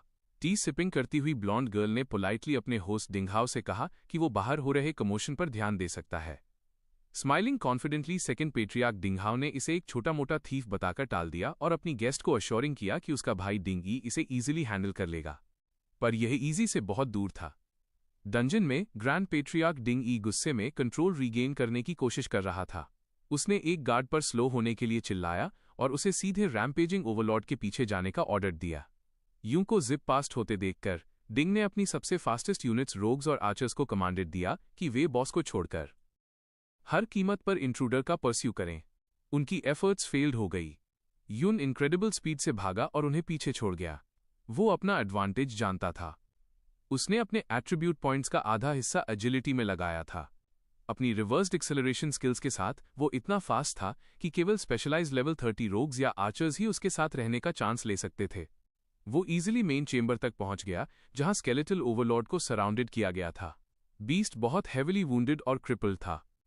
गार्ड्स के एक सीलिंग स्पेल कास्ट करने की कोशिश में स्ट्रगलिंग करते हुए यू ने देखा कि उसका प्लान परफेक्टली वर्कड किया। बॉस अब अपने सबसे वीकेस्ट पॉइंट पर था। पर्पल एनर्जी के एक सर्ज के साथ उसने उस वीकेंड डंजन लॉर्ड को फिनिश करने के लिए एक डिसाइसिव ब्लो डिलीवर करने की तैयारी की। जैसे ही यूं पास आया, ओवरलॉर्ड के आसपास के गार्ड्स ने उसे देखा। उन्होंने अलार्म शाउट किया और उसका पाथ ब्लॉक करने के लिए स्क्रैम्बलिंग करने लगे। इससे पहले कि वे ठीक से डिफेंड कर पाते, यू ने क्योटिक थॉर्न्स अनलीश कर दिया। जमीन से पर्पल थॉर्नी वाइन्स इरप्टेड हुए और उन पर लैशिंग आउट करने लगे। गार्ड्स बिविल्डर्ड थे, उन्होंने ये स्किल कभी नहीं देखी थी। थॉर्न्स ने एक स्टेटस एलिमेंट इन्फ्लिक्ट करने की कोशिश की। इंसान आमतौर पर ऐसे इफेक्ट्स रेजिस्ट करते हैं, पर यूं की स्किल अननेचुरली पोटेंट थी और कई गार्ड्स उसे रेजिस्ट करने में फेल रहे। हॉरिफाइंग रिजल्ट ये हुआ, अफ्लिक्टेड गार्ड्स को कंफ्यूजन हो गया। एक मेज ने अपने ही एक साथी गार्ड पर पावरफुल स्पेल ब्लास्ट कर दिया, जिससे उनकी रैंक्स में केओस फैल गया। दूसरे गार्ड शॉक में देखते रह गए, स्किल की इम्पॉसिबली हाई सक्सेस रेट से स्टंट थे।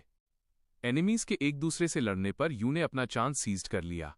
वो डिसऑर्गेनाइज्ड गार्ड्स के थ्रू इजीली ब्लर्ड हो गया। लो एचपी ओवरलॉर्ड। उसका प्राइज जो अब उसके लिए राइप था, उसका पाथ क्लियर था। गार्ड्स का डिफेंस क्रम्बल्ड हो गया जैसे ही यून स्लिप थ्रू हुआ। वे पैनिक्ड हो गए, चिल्ला रहे थे कि उनके शील्ड्स और क्राउड कंट्रोल क्यों फेल्ड हो गए और एक्सीडेंटली अपने एलाइज को हिट कर रहे थे। यू ने उनके पुअर कोऑर्डिनेशन पर नोटेड किया, रिकग्नाइजिंग किया कि वे MLY क्रू थे, जिन्हें रियल टीम बैटल एक्सपीरियंस नहीं था। उसने सोचा कि लॉन्ग पीस ने उन्हें सॉफ्ट बना दिया है, जिसकी वजह से उनका डाउनफॉल हो रहा है। एक गार्ड कैप्टन ने अपने मेन रैली करने की कोशिश की, इंसिस्टिंग किया कि अगर वे इंट्रूडर को पिन डाउन कर सके तो वो डेड होगा। ठीक तभी फर्स्ट पेट्रियार्क डिंग ई अराइव्ड हुआ और अपने मेन को यूं को होल्ड करने का कमांडिंग दिया। फायरी गियर में लेवल 42 वॉरियर ने डिक्लेयर किया कि वो इंट्रूडर से पर्सनली डील करेगा। अपने ब्लेजिंग वेपन के साथ उसने लीप्ड किया, यूं पर एक डेविस्टेटिंग अटैक प्रिपेयर कर रहा था। यूं ने पेट्रियार्क्स अप्रोच को देखा, खुद को रेडीइंग करते हुए। एक डिसमिसिव साउंड के साथ उसने अटैक हेड ऑन फेस करने का डिसाइडेड किया। उसने लेवल 60 कॉम्बैट चेन्स बाहर निकाले जो उसने स्टोलन किए थे। हालांकि वो उन्हें फुली इक्विप करने के लिए टू लो लेवल था, पर वो उनकी इमेंस ड्यूरेबिलिटी को जानता था, जो बनी रहेगी। जैसे ही डिंग का फायरी अटैक डिसेंड हुआ, यू ने चेन्स को एक मेकशिफ्ट शील्ड की तरह इस्तेमाल किया और पावरफुल ब्लास्ट की पूरी फोर्स को सक्सेसफुली ब्लॉक कर दिया। यू ने क्लेवरली डिंग ई के पावरफुल अटैक को अपने एडवांटेज में बदल दिया। सिर्फ उस फायरी ब्लास्ट को ब्लॉक करने के बजाय उसने उसके जबरदस्त इम्पैक्ट का इस्तेमाल खुद को कैनन बॉल की तरह पीछे धकेलने के लिए किया, जिससे गार्ड्स ने अपने बॉस के आसपास जो मैजिकल सील मेंटेन करने की कोशिश की थी वो टूट गया। वो क्रिपल डंजन लॉर्ड के ठीक सामने परफेक्टली लैंड हुआ। एक आखिरी टॉन्ट के साथ उसने उस एनरेज्ड पेट्रियार्क को चीकली सवारी के लिए धन्यवाद कहा। गार्ड्स के रिएक्ट करने से पहले यू ने डिक्लेयर किया कि वो ओवरलॉर्ड का एक्सपीरियंस स्टील करेगा। उसने एक पावरफुल फिनिशिंग ब्लो अनलीश किया, वीकेंड बीस्ट पर स्ट्राइक किया और उसकी लाइफ एंड कर दी। इसका पे ऑफ इमीडिएट और ह्यूज था।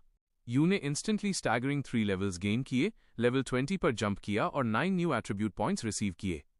सबसे इंपॉर्टेंटली, डंजन लॉर्ड के मैसिव एक्सपीरियंस ने उसकी हिडन स्किल मिरर वर्ल्ड को मैक्स्ड आउट कर दिया। एक सिस्टम नोटिफिकेशन ने कंफर्म्ड किया कि स्किल अपग्रेड हो गई है और आखिरकार कवेटेड लेवल 2 पर पहुंच गई है। अपना किल स्टोलन होने के बाद फर्स्ट पेट्रियार्क डिंग ई गुस्से से सीधिंग उठा। उसने फ्यूरी में चीखना शुरू कर दिया और अपनी फायरी एएक्स लेकर यूं पर चार्ज कर दिया। उसके पीछे पीछे बाकी गार्ड्स भी आगे की ओर दौड़े। वे इस ऑडेशियस इंट्रूडर को पकड़ने के लिए डिटरमाइंड थे, जो मैसिव डंजन लॉर्ड कॉर्प्स के सामने शांति से खड़ा था। लेकिन यूचो जरा भी अनअफ्रेड नहीं था। उसका ध्यान अपने स्पॉइल्स पर था।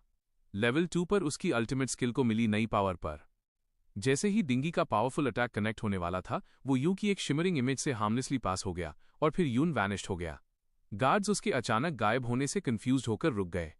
यू ने खुद को एक बिल्कुल नई जगह पर पाया।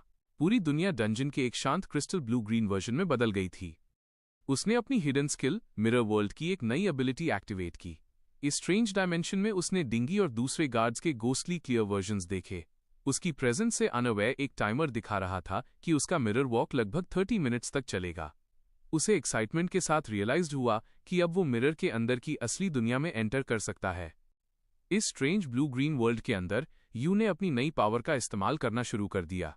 उसने देखा कि सब कुछ रियल वर्ल्ड की एक परफेक्ट मिरर इमेज थी, जो लेफ्ट टू राइट फ्लिप्ड थी। पहले तो उसने सोचा कि गार्ड्स की गोस्टली शेप्स सिर्फ ट्रिक्स हैं, क्योंकि उसका हाथ उनमें से एक के राइट थ्रू चला गया था। पर जब उसने क्रिस्टल लाइक ग्राउंड टच किया तो उसे वो सॉलिड लगा, ये रियलाइजिंग करते हुए कि ये जगह सिर्फ एक ट्रिक से कहीं ज्यादा थी। उसकी एक्सप्लोरेशन से उसे एक अमेजिंग फाइंड मिली। उसने जमीन से एक सॉलिड क्रिस्टल पीस पिकअप किया और एक मैसेज ने बताया कि उसके पास एक मिरर शार्ड है, जो इंपॉर्टेंटली इस वर्ल्ड से निकालकर रियल वन में ले जाया जा सकता है। यूं के लिए ये एक बिग डील था। वो समझा कि अपनी मिरर वर्ल्ड स्किल के साथ, जो अब लेवल 2 पर थी, वो इस दूसरी वर्ल्ड से रियल ऑब्जेक्ट्स को अपनी दुनिया में ला सकता है। स्किल्स अपग्रेड के साथ और क्या क्या बदला है, ये वंडरिंग करते हुए उसने अपनी सिस्टम स्क्रीन चेक की। उसे स्किल्स की एक पूरी तरह से डिफरेंट लिस्ट दिखाई दी, जिसमें इनविजिबिलिटी और फोर्स फील्ड केज जैसी कई पावरफुल रिवर्स्ड एबिलिटीज दिख रही थीं, पर उनमें से ज्यादातर नॉट एक्टिवेटेड मार्क्ड थीं, जिसने उसे कंफ्यूज कर दिया। एक मैसेज ने क्विकली एक्सप्लेन किया कि ये स्किल्स उन बेस स्किल्स के लिए थीं जो अभी तक लर्न नहीं की गई हैं। तब उसे अपनी नई एबिलिटी की पूरी पावर समझ आई। लिस्ट में उन सभी स्किल्स के रिवर्स्ड फॉर्म्स थे जिन्हें वो लर्न कर सकता था। अब वो जानता था कि इन स्ट्रॉन्ग एबिलिटीज में से किसी का भी इस्तेमाल करने के लिए उसे पहले रियलिटी में उनके नॉर्मल वर्जन्स फाइंड करने और लर्न करने की जरूरत है। लेवल 1 पर उसने जिस स्किल रिवर्सल का इस्तेमाल किया था, वो तो उसकी एबिलिटीज की असली ट्रू पावर का सिर्फ एक सिंपल बेसिक पार्ट था। उसे अचानक अपने पीछे कुछ महसूस हुआ। मुड़कर देखा तो क्रिस्टल एयर में एक हल्की blue green human shape aimlessly floating कर रही थी। उसने सोचा कि क्या ये कोई सोल है, जैसे वो खुद बैक टू लाइफ आने से पहले स्टक था। इस आइडिया में उसे इंटरेस्टेड हुई और उसने पूछा कि क्या इस स्ट्रेंज वर्ल्ड में दूसरे सोल्स भी हैं। बिना किसी वार्निंग के शांत सोल हरी एनर्जी से फ्लैश्ड हुई और एक चीखते हुए बोन लाइक अनडेड क्रीचर में बदल गई, जिसने उस पर लंज किया। सरप्राइज्ड होकर यू ने अपनी ग्लोइंग ब्लेड पुल आउट की और फाइट के लिए रेडी हो गया। उसने क्रीचर्स अटैक मेट की और एक ही स्विंग से अनडेड बीइंग को ईजिली स्मैश्ड कर दिया, ये नोटिंग करते हुए कि वो ज्यादा स्ट्रांग नहीं लग रहा था। जैसे ही उसने क्रीचर फिनिश किया, एक नया मैसेज पॉपअप अप हुआ जिसने उसका ध्यान खींचा। सिस्टम ने उसे एक अनडेड कॉन्ट्रैक्ट ऑफर किया। इसने एक्सप्लेन किया कि वो जिस सोल को अभी बीटन किया है उसके साथ एक डील कर सकता है जिससे वो मिरर वर्ल्ड लीव करके रियल वर्ल्ड में उसके लिए फाइट कर सकता है। कॉन्ट्रैक्ट में यह भी कहा गया था कि सोल का हाईएस्ट लेवल हमेशा उसके सेम ही रहेगा और वो ऐसे 20 कॉन्ट्रैक्ट्स रख सकता है। इस अनएक्सपेक्टेड इवेंट ने यूं को इस नई पावर की पोटेंशियल के बारे में सोचने पर मजबूर कर दिया। यूं ने सोचा कि उसकी नई पावर का क्या मतलब है। अब वो समझा कि मिरर वर्ल्ड में एक अनडेड क्रीचर बीट करने के बाद वो उसकी सोल के साथ डील करके उसे एक पावरफुल फाइटर के रूप में रियलिटी में बाहर ला सकता है। अपने पास मिरर शार्ड को पकड़े हुए जिसे उसने रियल बनाया था, वो जानता था कि उसकी एबिलिटी सिर्फ स्टोन्स जैसी चीजों के लिए नहीं थी। मिरर वर्ल्ड का लेवल 2 अपग्रेड एक असली गेम चेंजर था जो उसे सिर्फ आइटम्स ही नहीं बल्कि मिरर वर्ल्ड से अनडेड की एक आर्मी को भी रियल वन में लाने देता था। पॉसिबिलिटीज से भरे इस ह्यूज क्रिस्टल लैंडस्केप को देखते हुए उसे यह आइडिया इंटरेस्टिंग लगा।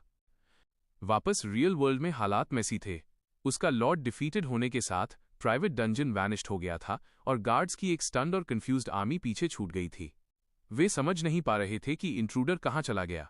एक कैप्टन फ्रैंटिकली आस्ट कर रहा था कि वो बस कैसे वैनिश्ड हो गया, वंडरिंग कि कहीं ये कोई हाई लेवल रोग स्टेल्थ स्किल तो नहीं थी।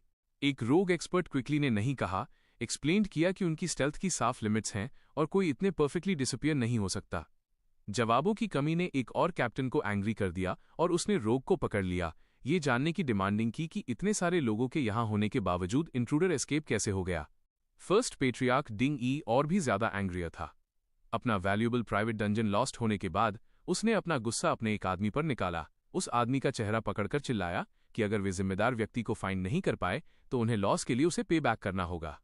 इस बीच यूं का मिरर वर्ल्ड में समय खत्म हो रहा था। जैसे ही उसका mirror walk timer counted down हो रहा था, उसने सोचा कि वो दोबारा कहां शो अप होगा। क्या वो अपनी पहली स्पॉट पर वापस जाएगा या मिरर वर्ल्ड लीव करने के लिए कोई और रूल्स हैं? उसे एक पल बाद उसका जवाब मिल गया जब वो ठीक उसी स्पॉट पर रियल वर्ल्ड में वापस अपीयर्ड हुआ जहां से वो वैनिश्ड हुआ था। गुस्से में डिंग ई ने उसे तुरंत स्पॉट कर लिया और बिना सोचे रोड किया अपने आदमियों को उसे पकड़ने के लिए। डिंग फैमिलीज फाइटर्स के नए अटैक का सामना करते हुए यूं पूरी तरह काम रहा। उसने एक हाथ ऊपर उठाया जिसमें एक स्वर्लिंग ग्रीन लाइट ग्लोइंग कर रही थी और उनसे कहा कि इतनी जल्दी न करें। उसने कहा कि इतने लंबे समय तक गैंग्ड अप होने के बाद अब उसके लिए भी ऐसा करने का समय आ गया है। उसके साथ ही उसने उस पावर का इस्तेमाल किया जो उसने अभी मिरर वर्ल्ड से गेंड की थी। स्पूकी स्केलेटल वॉरियर्स की एक बाढ़ बर्स्ट आउट हुई जिसने एक डरावनी अनडेड आर्मी फॉर्म की और वो शॉक्ड गार्ड्स की तरफ रश्ड हुई। गार्ड्स ने प्योर टेरर के साथ रिएक्टेड किया। उनके अटैक स्लो हो गए क्योंकि वे सवाल कर रहे थे कि ये गोस्ट लाइक फिगर्स क्या थे, वंडरिंग कर रहे थे कि क्या वे असली गोस्ट्स हैं। फर्स्ट पेट्रियार्क डिंग ई ने बढ़ते हुए फियर को काम करने की कोशिश की। उसने अपने मेन पर चिल्लाया कि पैनिक न करें और कहा कि ये क्रीचर्स सिर्फ अनडेड मॉन्स्टर्स हैं जिन्हें उसने पहले भी कई बार देखा है। एक गार्ड ने एक स्केलेटल वॉरियर फाइट किया, एक टफ फाइट के लिए रेडी हो रहा था। हालांकि वो एक हेल्थ बार को क्रीचर के ऊपर अपीयर होते देखकर सरप्राइज्ड हुआ। ये एक अनडेड स्केलेटन वॉरियर था और ये सिर्फ लेवल 20 का था, सेम एज यून। इसके बावजूद फियर बहुत स्ट्रांग था। डिंगी का चेहरा अपने मेन के लगातार हेजिटेशन पर रेज से ट्विस्टेड हो गया। उन्हें फाइट करने के लिए उसने प्रॉमिस किया कि अगर वे इंट्रूडर पर अटैक करके उसे कॉट कर लेते हैं तो सबको एक बोनस मिलेगा। एक रिवॉर्ड के आइडिया ने उन्हें फिर से ब्रेव बना दिया। पर जैसे ही गार्ड्स ने अपना ध्यान अनडेड आर्मी से हटाकर यूं पर किया, उन्होंने पाया कि वो वहां नहीं था। कंफ्यूज्ड होकर उन्होंने चारों ओर देखा, वंडरिंग कर रहे थे कि वो कहां चला गया होगा। उसने अपने न्यूली समन्ड अनडेड को एक डिस्ट्रैक्शन के तौर पर इस्तेमाल किया था। यूं सुरक्षित दूरी से फाइट देख रहा था। उसने जज्ड किया कि उसकी करंट आर्मी अभी भी ट्रूली इफेक्टिव होने के लिए बहुत वीक थी। वो जानता था कि अगर वो और स्ट्रॉन्गर सोल्स फाइंड करके उनसे डील्स कर पाता तो डिसऑर्गेनाइज गार्ड्स उसके सामने टिक नहीं पाते। हालांकि वो इस बात से लिमिटेड था कि उसे क्या मिल सकता है। मिरर वर्ल्ड के छोटे से एरिया में जो उसने एक्सप्लोर किया था उसमें उसने पहले ही अवेलेबल 20 स्ट्रॉन्गेस्ट सोल्स के साथ डील्स कर लिए थे। साथ ही उसने पाया कि मिरर वर्ल्ड में उसकी एक्सप्लोरेशन एंडलेस नहीं थी। उसे महसूस हुआ कि एक वॉल है जो उसे एंटर करने की जगह से सिर्फ 200 मीटर की दूरी तक ही सीमित रखती है। इससे उसे रियलाइज हुआ कि बेटर अनडेड ढूंढने के लिए फ्यूचर में उसे मिरर वर्ल्ड में अलग अलग जगहों से एंटर करना होगा। उसकी प्लानिंग कट शॉर्ट हो गई जब उसने देखा कि उसका फ्रेंड शाओ जी, जो एक डिस्ट्रैक्शन एक्ट कर रहा था, उसे जंगल में छिपे हुए फाउंड कर लिया गया है। एक गार्ड ने उस डिस्गाइज्ड बॉय पर स्नियर्ड किया, उसे पकड़ने पर मिलने वाले रिवॉर्ड को लेकर टीजिंग कर रहा था। बिना किसी हेजिटेशन के यून शैडोज से लीप्ट किया, अपने फ्रेंड को थ्रेटनिंग दे रहे गार्ड्स को क्विकली और प्रिसाइसली स्ट्राइकिंग डाउन कर दिया। उनका पाथ क्लियर होते ही उसने स्टंट शाओजी को पकड़ा और कहा कि वे निकल रहे हैं। उसने जो मेस क्रिएटेड किया था उसे देखते हुए, जहां उसकी अनडेड आर्मी बाकी गार्ड्स को बिजी कीप कर रही थी, यू ने डिसाइडेड किया कि उनका जॉब डन हो गया है। यह वापस जाने का समय था, डेंजर से गेट अवे होने का, और उसने इस बोल्ड रेड से जो भी नई चीजें गेंद की थीं उन सबको प्रॉपर्ली चेक करने का। जैसे ही यूं और शाओई एस्केप्ड हुए, बचे हुए डिंग फैमिली गार्ड्स अनडेड आर्मी से फॉट कर रहे थे। गार्ड्स ने स्केलेटल वॉरियर्स पर फियर्सली अटैक किया, उनकी बोन्स ब्रेकिंग कर दी।